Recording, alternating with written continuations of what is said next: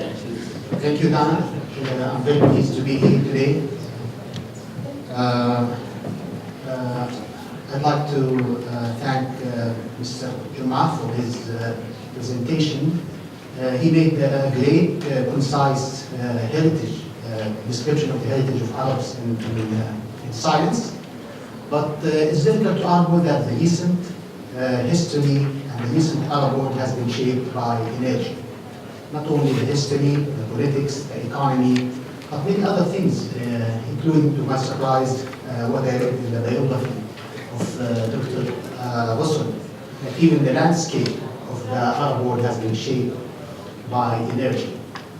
And but things are changing. There's so much pressure on the energy of the Arab world, the global warming, the rise of the renewable energy. Lots of things have changed, and the Arab world has also to change, to adapt to the change in the world. Oil and gas has presented the region with so many opportunities, but also with many challenges, and the future will also present many opportunities for the region. I will welcome the panelists for our panel today, and I start by asking each panelist to give a brief 5-minute probably presentation of his view of the future of the region, especially in a world where oil and gas is not as important seemingly as it used to be. I'll start with Dr. Armstrong. Thank you very much, and thanks to the organizers of the conference. I really appreciate the chance to be here. So it was really a fantastic lineup and conference, so I'm grateful for the opportunity to talk to you. It's a very important topic that we've got here, and one that's I think at the forefront in much of the world, how the energy landscape is changing. It's changing in the power sector, it's changing in transportation, it's changing in the commercial sector. I'm going to pick the power sector to make a few remarks on that. That's maybe the most visible and the furthest along in transition today as the world looks at how to grow its energy system and at the same time reduce greenhouse gas emissions from the energy system. In the power sector, one of those visible changes is the increasing penetration of renewables, solar and wind in particular. This last year, there was more renewable generation capacity installed than any other kind of generating capacity. I'll say capacity and emphasize that because it's not actual generation, it's just the capacity to generate. Most renewables, of course, are intermittent, and so they don't run all the time. And that's been driven for a number of reasons. One is economic. Increasingly, these renewables, solar, for example, are getting much cheaper and competitive with traditional energy sources in the power sector. And another reason is that in many parts of the world, developing countries in particular, say sub-Saharan Africa, that there aren't alternatives for generating energy. So particularly microgrids and off-grid applications, you go to renewable applications. As renewables penetrate further and further, their intermittent nature poses challenges. And one of those is how do you firm up the generation so that you provide electricity resources on demand, which consumers, of course, expect. As solar has penetrated further, we start to see it destroying its own value in the absence of storage capacity. To give you an example, in California, where solar penetration has reached about 13% of the power sector generation, in May of last year, so May of 2017, in 8% of the hours that month, electricity prices at the wholesale level were negative. Right? And that's a reflection of the fact that the sources that were going to provide electricity off-peak wanted to stay online, and they were willing to pay to be able to do so, so they were ready to operate when solar went off the shoulder after mid-day. All right? That's clearly not a sustainable business model going forward, and that's been played out many times around the world. Germany sees the same sort of thing in its so-called duck curve. Never quite really seen the duck in the curve, but you get the idea of negative prices driving change in storage. So in storage, there are a lot of different applications that you need to serve. There's short-term applications, frequency regulation, voltage support. That's basically a done deal. We know we have storage technologies that can do that. There are our storage technologies which are reflected in this time-of-day pricing challenge in California. We're developing technologies that are capable there. And then there are longer-term storage applications, perhaps seasonal storage, where we really don't have good solutions yet. Some of the opportunities for science and engineering that address these business opportunities include new chemistries. And I'll put that out as a challenge to the students here as you think about career pathways. Over the last 30 years, the normalized cost of storage for batteries has actually gotten more expensive. So I take the chemical content of batteries and normalize it by the energy stored, so kilowatt hours, so dollars per kilowatt hour. That price has gone up over the last 30 years. And that reflects that in the quest for more energy-dense battery materials to compete with oil and gas, which are intrinsically very energy-dense, we've actually increased the cost of the materials faster than we've increased the energy density, right? So that's a challenge for all of us.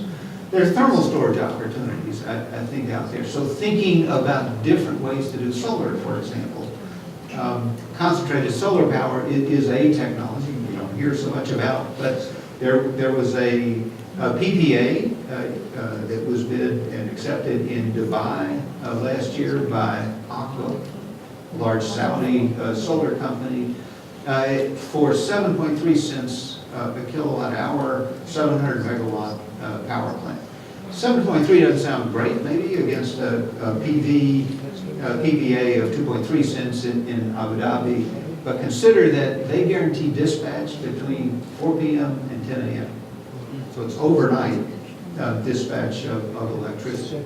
That's a role that we can't meet in other ways with solar technology today. For others who are interested in computer science, electrical engineering, sensing technology, there's real opportunity in the storage area for virtual storage, right? So what might I do with demand-side management? So by altering the consumer needs, whether it's industrial or individual consumers, how can I tune those so as to create virtual storage opportunities? Probably the largest example I know globally of virtual storage being very effective is in France, where they're basically a nuclear electricity system. About 80% of their electricity is produced by nuclear. How do you deal with the fact that there's a lot of excess nuclear then at night? They do it by having electric hot water heaters. And all of those are controlled such that they turn on at night. And so you do all of your charging of hot water when there's excess nuclear capacity. So those are a few examples of in one area of the electricity system, some of the challenges, some of the progress, and I think some of the opportunities going forward. And I'll stop there if we can come back to some of that later. Thank you. Dr. Bashir. Okay. So I won't talk about the power battle. You mentioned at the very beginning that oil and gas are becoming probably challenged. There is a lot of pressure, regulatory pressure, globally from climate change discussions in the UNFCCC to limit greenhouse gas emissions. Now, I want to just talk about a couple of aspects of probably climate change impact and greenhouse gas emissions. The emissions are distributed among many, many different sectors. Actually, the largest contributor is the power sector. So that's the first low-hanging fruit that people should be challenging. Industry has a lot of emissions. Transport, although in the US the transport sector accounts for about 25% of emissions, globally it's only 14%. But I'm going to focus a little bit on two things. First, in terms of greenhouse gas emissions, not all hydrocarbon sources are created equal. There was a paper recently published in the journal Nature Energy, March 6 this year, between Stanford University, Argonne National Lab, and Saudi Aramco, or Aramco Research Center in Detroit, that compared 20 different crude oils produced in different parts of the world and consumed in China. So this is the Chinese market. And they looked at the emissions of greenhouse gases from the well all the way to the refinery gate in the Chinese refineries. The comparison looks at the amount of greenhouse gas emitted in that value chain, and it compares these different countries or different sources of crude. It compared about 140 different wells in those 20 countries, and it found that on average the emissions of that sector is around, let's say, 9 grams of CO2 per megajoule, which is equivalent to about, let's say,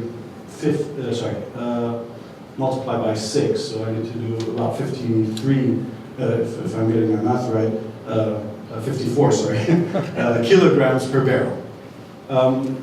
The study revealed actually that crude produced in Saudi Arabia, and this is the result of 40 years of very good reservoir management, elimination of routine flaring, very good practices, no venting and so on, resulted in the average emissions being about 4 grams per megajoule, which is equivalent to about 20 kilograms per barrel, versus some of the worst actors, Venezuela, for instance, that produce about 20. So about 5-fold higher emissions from well to refinery gates, just because of flaring, because of tertiary recovery, where you apply steam, where, there's a lot of practices that unfortunately produce greenhouse gases. So the message is, do not discount the entire industry for some bad actors. Try to control across the board the emissions, and I think this is a challenge to all producers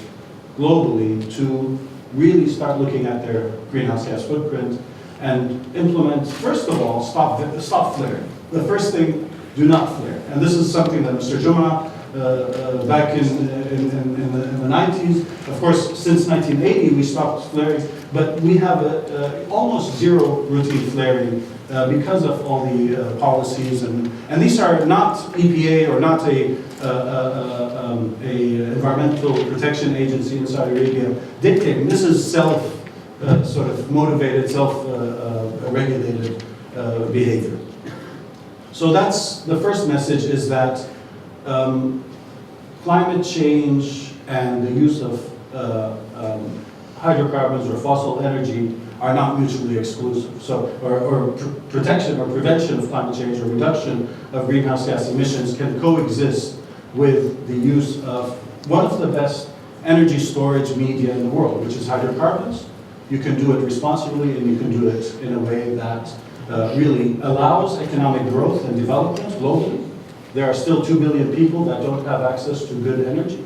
You need to provide that energy globally in an equity basis and affordably to those people. The second message is that in addition to the fact that you can produce the energy and still maintain low greenhouse gas emissions, is that you should not take blanket decisions to strand and prevent energy from being used, or prevent resources from being used. In turning, for instance, to a new technology, sometimes you actually introduce higher emissions. So the next topic I'm going to talk about is the transport sector. The transport sector for the past 100 years has been running on gasoline and diesel, on fuels that are generated primarily from oil. About 95% of transport is fueled by oil, and 60% or 57% of oil goes into the transport sector. The legislation or the regulation that's happening in some cities, in some countries, in some states, to ban gasoline and diesel sometimes can result in higher emissions rather than lower emissions. So one example, China. Introduction of electric vehicles today means that instead of burning gasoline in an efficient internal combustion engine, you're burning coal to supply electricity to EVs. Your greenhouse gas emissions on a life cycle analysis. This is very important. People need to look at the full life cycle of emissions. How much greenhouse gases are you emitting? How much actually pollutants are you emitting? Are they in the city, downtown, or outside in the perimeter where all the coal power plants are? So you need to really think carefully. There is room for all technologies, but there is room, in fact, in the transport sector to make it a lot more efficient. In fact, most of the disruption, and this was in the recent Detroit International Auto Show, we introduced Saudi Aramco in collaboration with a company called the Giddings, introduced a new engine technology where you have pistons working opposed. It's opposed piston technology, compression ignition, can give you 30 to 50% improved efficiency in internal combustion. This is a remarkable technology. If it can be further developed and introduced, you can reduce emissions, you can reduce pollutants, and you can run a diesel engine on gasoline, which means that you get the efficiency of diesel, but you get very low emissions that you get from gasoline. This is remarkable stuff, and we are trying to work with auto manufacturers, with other energy companies.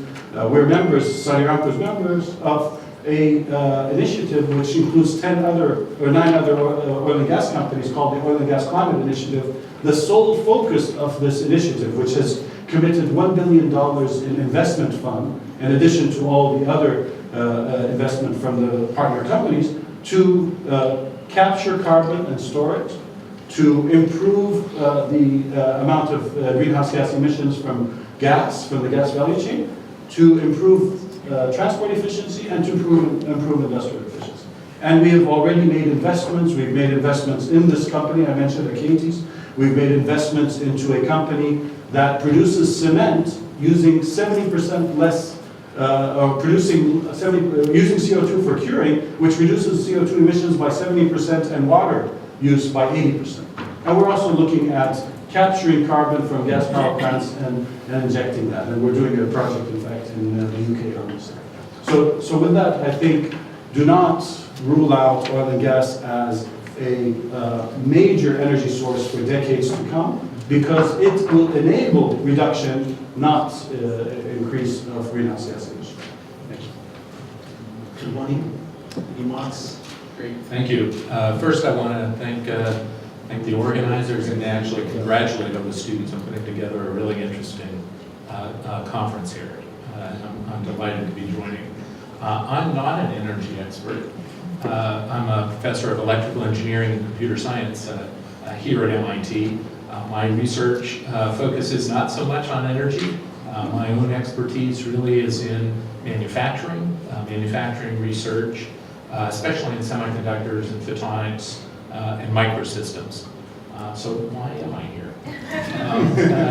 So the perspective that I do want to bring to the panel and discussion is based on my role over the last 8 years as the MIT faculty director for MIT's collaboration with Masdar Institute in Abu Dhabi. Masdar Institute is a young university. It's about 11 years old, established with MIT's help, but it's a research-intensive graduate university with a particular focus that I think is very relevant to today's panel. Its focus was on alternative energy and sustainability. That was sort of the niche that it sought to have a big impact. Now I say that in the past tense, in that Masdar Institute is also now going through a very exciting transformation. There is a merger between Masdar Institute, the Petroleum Institute in Abu Dhabi, and Pustar to form a larger university, Khalifa University of Science and Technology.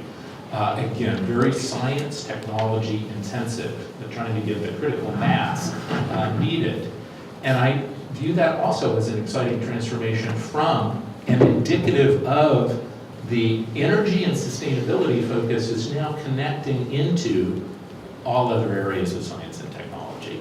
So the two kind of thoughts I wanted to share just very briefly here in the intro section. There's two key thoughts. One is from my experience at the MIT side with our collaboration with Masdar Institute. I've had about 8 years of connecting up faculty and students at Masdar Institute with faculty and students here at MIT to do joint collaborative research projects. And what has been very clear in the alternative energy and sustainability area is the research in this area is really exciting. It's an exciting time, the last 10 or 12 years, first in alternative energy, but now all kinds of technology-intensive applications and developments and drivers in this sector is absolutely exciting. Second, we've started to see that energy and sustainability connect into almost everything else. Other great opportunities, which is another way of saying great problems and challenges, include clean water. So we talk about the energy-water nexus. It's almost like you can turn water into energy or energy into water at some loss, unfortunately. So that's an exciting area for sustainability. We talked about the connections also to transport and energy efficiency. That becomes also an exciting area of research. So the first sort of key message is when we talk about energy in the Arab world, the diversified future, I think there's a unique historical recent focus in the energy sector, that can be a base on which diversification into adjacencies could be very, very empowering, very exciting. The second thing I wanted to share from working with a young university in the region and seeing similar efforts in Saudi and in other countries in the region is that creating a whole vibrant technology-intensive ecosystem is really hard, right? Even if you have a great university, that's not enough. You need the support and the endeavors to have the graduates go on to either new research or industry, research laboratories in industries which are only just emerging, government or other sponsored research centers where they can continue their aspirations. Legal systems and other components of the innovation ecosystem still evolving.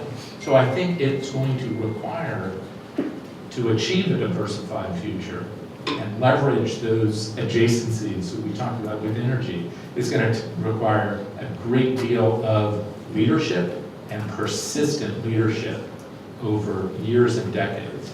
And the last thing I wanted to mention on that front is I think there's a great opportunity for you as students here at MIT in circulating back and forth between different parts of the world. We talk about brain drain. I think what we need is brain circulation. It's a wonderful phrase. Where one has the opportunity to bring back, but then draw people's back and forth in these different areas of learning, areas of research, areas of great opportunity. So I think there's going to be a very interesting future, both on the research and the energy side, but I think also a great deal of opportunity for universities, as we heard earlier, to be a nexus or a hub for that kind of circulation and interaction and diversified participation from many people. So I'll leave it at that. Thank you very much. Dr. Ghosn?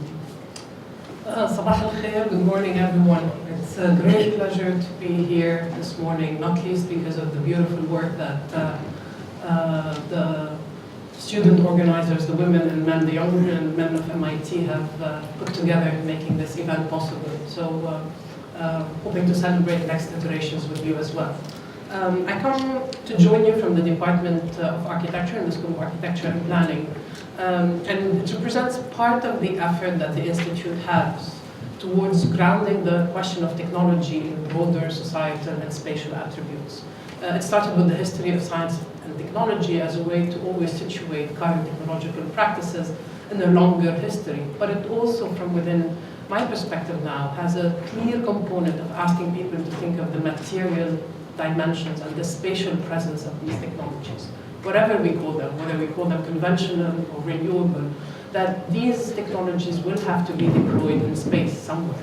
And by the fact of being deployed in space, they will start to impact how space is organized and the relations between people. And this started probably when I was a graduate student myself, and this was an era in urbanism in which the term ecological urbanism was gaining a lot of significance. Of course, it meant a lot of solar panels, often in the deserts of North Africa for the European project. But the representation was always a very similar series of panels, sometimes dotted in a landscape with a few traveling camels, without really a deep respect or understanding of the context in which this is deployed. So often the image was a tabula rasa deployment, and often with very good intentions that this was going to solve all the problems that we have. The next thing that we don't know is often the solution, and we trust in it. The history of technology tells us, though, that we always believed in this series of stories. Sometimes people call them myth, that any new source of technology will be infinitely abundant and will have the possibility of impacting utopian changes in society. And we often believe in that until the pitfalls or the imperfections or the actual complex of that technology proves to be that it requires us to be addressed as such.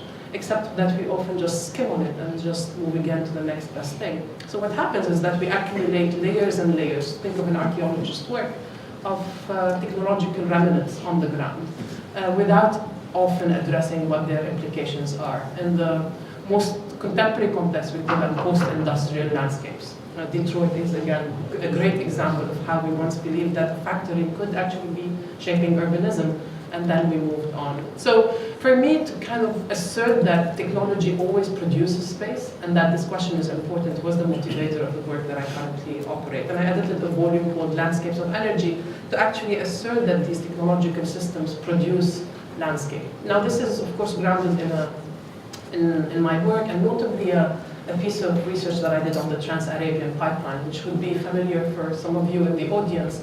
It's a crude oil pipeline that runs from the eastern province of Saudi Arabia across Ram, I should be more accurate, across the northern province, Jordan, Syria, and to a southern port on the Mediterranean in Zahrani, south of Saida.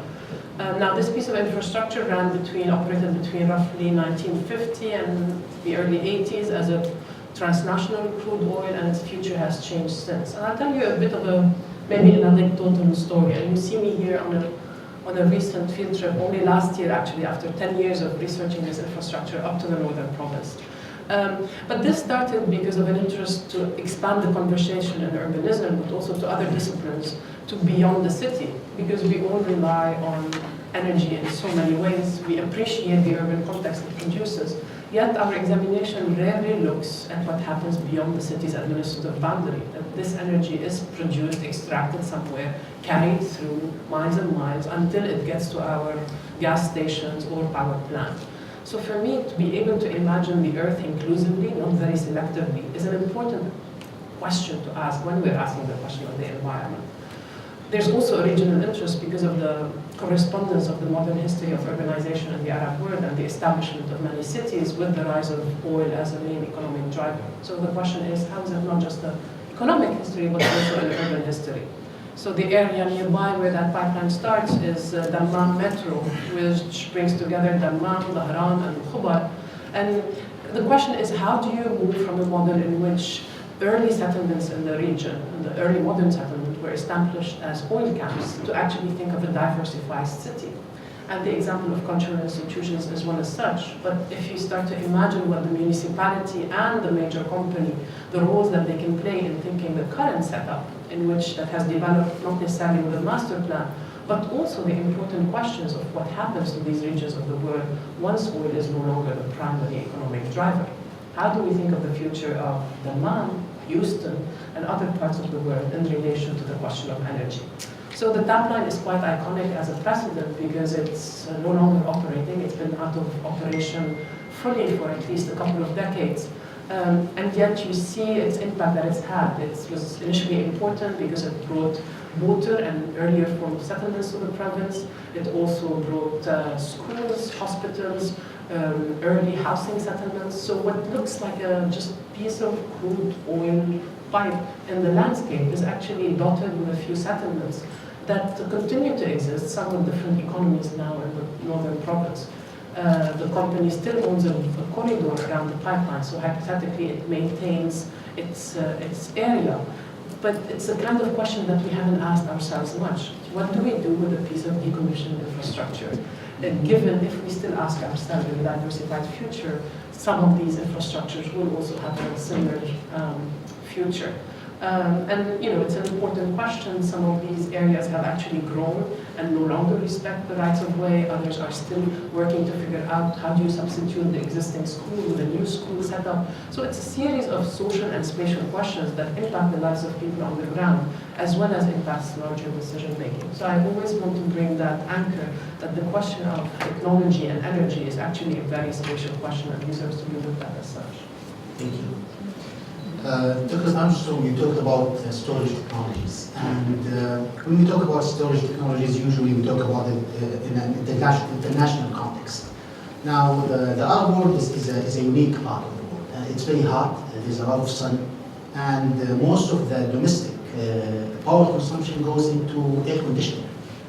So when you talk about energy storage, that energy is going to be used at night for air conditioning purposes. So energy storage in the Arab context, especially for Saudi Arabia, I know Saudi Arabia very well, can be different. You talked about, for example, thermal storage. What about cold storage, in which you store coldness and use it at night?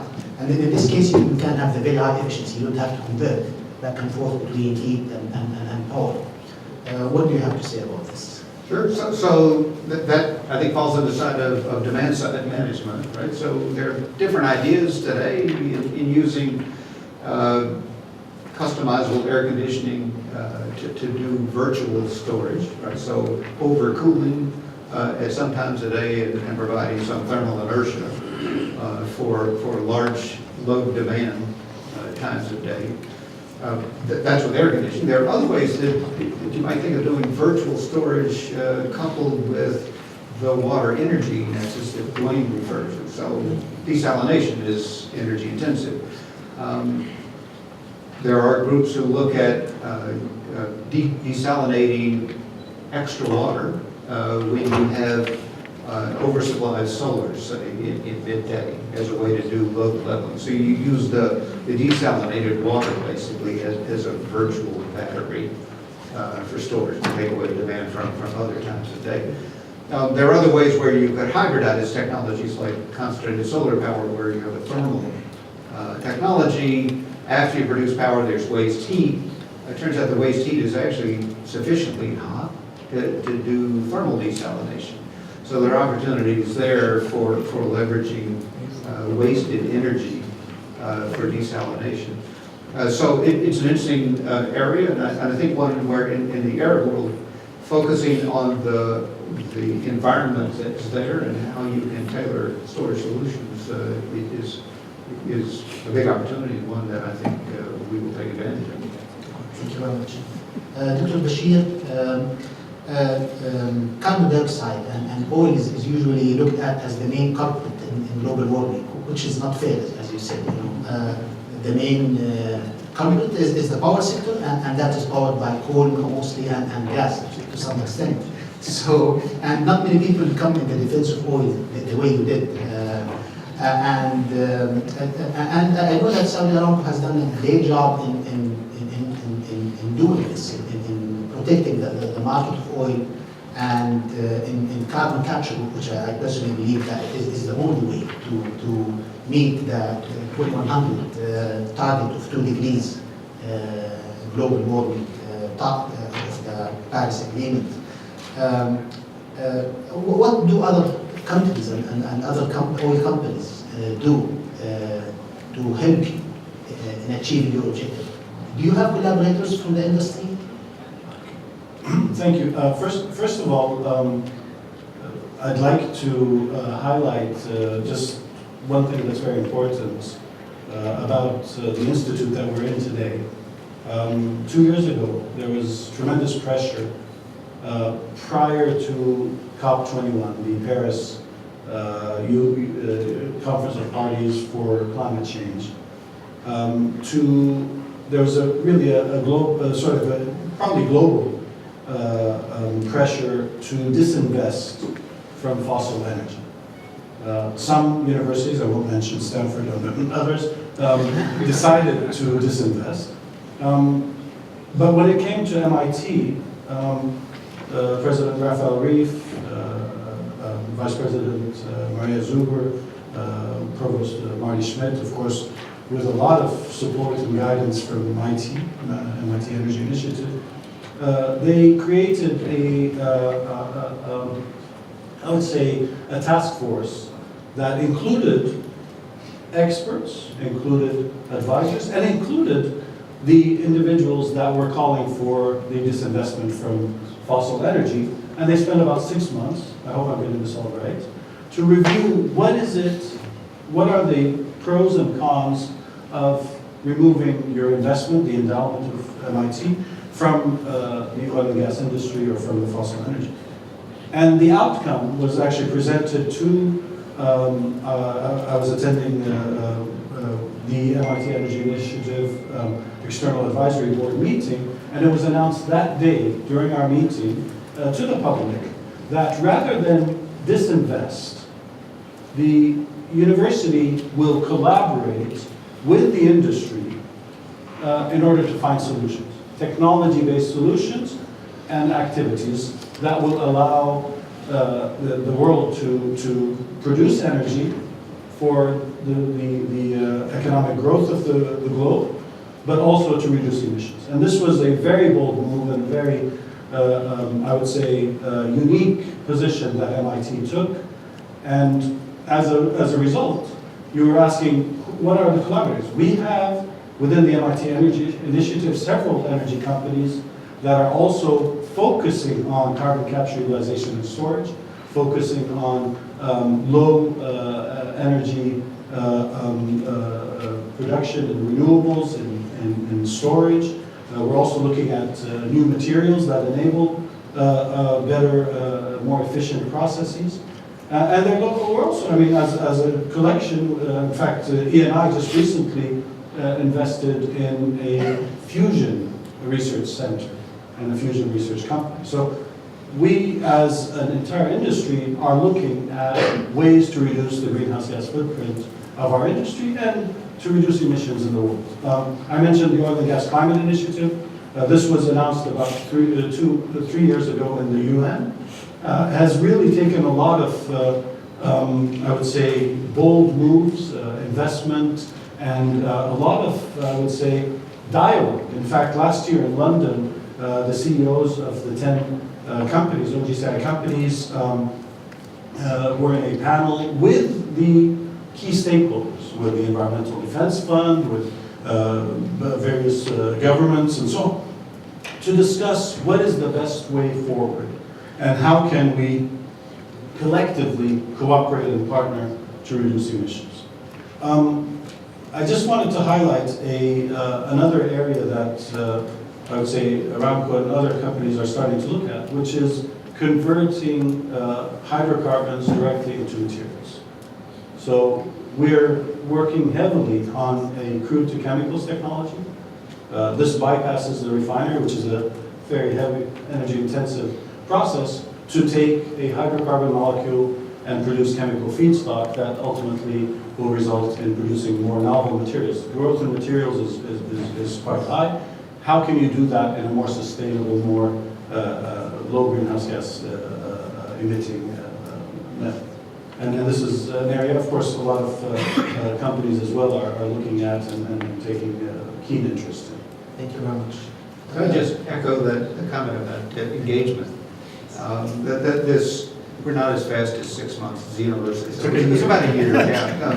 But the idea was, I think it's in MIT's DNA that we engage with industry. And when Mighty started, we started with a model of industrial engagement. Number one, because the energy industry can help us understand what the challenges are better. But number two, the energy industry is essential to help us scale those solutions up so they actually get into practice around the world. And we're very grateful to have Saudi Aramco among our sponsors. Thank you. Professor Duane, I disagree. I think you're a very important member of this panel because what you're doing is very important. I think what you're doing is the future, is human development and building capacity in the Arab world. And I'd like to ask you specifically about your collaboration with Masdar and how effective has that been? And how do you compare it to other collaborations that MIT had with other institutions in the world, for example, in the US or Rania or other parts of the world? Well, I think the interaction has been mutually beneficial and very, very exciting between MIT and Masdar Institute. I think it's been very effective on a couple of fronts. One, first and foremost, is the research itself and the human capacity that has been built by engaging in cutting-edge leading research between the students and faculty at both institutions. Second, I think that the recognition that there are great opportunities in the region for the youth of the region. At Masdar Institute, that's been very effective in attracting both Emiratis and those from other countries in the region, and indeed now attracting leading students from around the world has been very satisfying. That I think you have the opportunity to sort of create an attractor, not just a regional resource on the research front. And I think that's really crucial for sort of that building up of that whole ecosystem. And I'm pointing again to the title there, A Diversified Future. I think the research diversification has been successful in connecting in, as I mentioned, to other auxiliary areas, but I think it's also building a diversified university. And I really appreciated the historical allusions of the deep historical roots of learning in the Arab world and rebuilding that as an attractor for diversified community of students and scholars from around the world. I think is a tremendous challenge and a tremendous opportunity. Thank you very much. I'd like to open the floor for questions, especially to Dr. Rania. I found it very difficult to come up with a question. Can I respond to that? Can I respond? Just because I think, in light of what I said, the challenge to actually have that humanities approach to energy, to accept that space and the place where we all live is not an externality to the technology question. It's not an afterthought. It's not a detail. It might require the enlightenment of speakers such as this morning who say that culture, society, space, our cities, our regions are part of how we shape our energy futures. They're not a byproduct, a consequence. We might need to look at the face to what we produce. I think the analogy we often escape from is Frankenstein's monster. We come to call him Frankenstein, the monster itself. Frankenstein was the creator, actually. And the sin was not that he designed the monster, the creature in the lab. The sin was that he abandoned that creature because he wasn't satisfied with his creation. So if every time we create a technology and we're not happy with it, we just ignore and move on to the next monster, then questions to Rania are always going to be a side question. We don't want to ask that question. It requires a different agenda. Looks like Jamie's gonna. I have a question. Dr. Rania is coming to the rescue here. So you gave a very interesting perspective on the relationship between energy infrastructure and urbanization. And a lot of the new technologies are pointing towards distributed energy, solar and so forth. In your view, how will that shape and reshape the urban infrastructure or the development where you think that would push towards more distributed lifestyles and a different environment, and yet we see the pressure and the trend is towards greater urbanization. How do you see the relationship between distributed energy, solar, and so forth, and the future of cities? That's a fantastic question, and I think you're pointing to this paradox in which the rate of urbanization and the growth of cities is exponentially increasing, how many people live in cities, but also, yes, but also how we've come to realize that we need to look into other resources. So the question of resources have materialized in a series of regional visions. We've talked about, for example, the North Sea wind farms. Consortiums of companies are looking at the possibility of, again, putting it somewhere offshore, where we don't have to deal with it necessarily. There's a series of questions that are surrounding this in terms of currents, the lives of fish, the lives of birds that will be impacted by these new installments. But I think also there's a question of what materials you use for these technologies. Batteries require intense extraction that's happening now in the Atacama Desert. So I think to keep in mind that whatever resource you're utilizing will have a footprint in the world is an important question. And yes, to look into what forms of life settlements and lifestyles will accompany this transition is a big question. Thank you. So for the next questions, thank you, Dr. Abusharkh. We will be taking them through Slido.com. So we're using this platform to get questions from the audience that we will be reading, and Dr. Bashir will be asking them to whoever he thinks will be the best to answer. And so what you have to do is go to Slido.com and enter SciTech 2018 to add your question to the list of questions. So please go to Slido.com. Okay, so we have a question here. I'm worried about oil and gas being a primary source for the Middle East economy. It raises issues of economic inequality because that's the nature of its employees and employers. How can we have energy without economic inequality? Anybody volunteers to answer the question? In what context? Is it in a country context or in an individual context? I'm talking about inequality that we have in the Arab world between the energy-rich countries and the energy-poor countries, or inequalities within the societies that are energy-rich. Because these are two different questions. I'll make a start anyway. Okay. So one aspect of this that broadens out the economic value for hydrocarbons in the area is the move, I'll say, downstream and into other businesses. So I take the hydrocarbons and not just produce them, refine them as transportation products and ship them out, but in fact I create more value-added products from those. So early on, especially chemicals, but then there's a whole materials industry that builds off of that. I know Saudi Aramco has been very involved in moving downstream in its own businesses. There's a substantial chemical sector now in Saudi Arabia and in other parts of the Middle East. So that's a way to take that valuable resource and use it to create jobs in other sectors.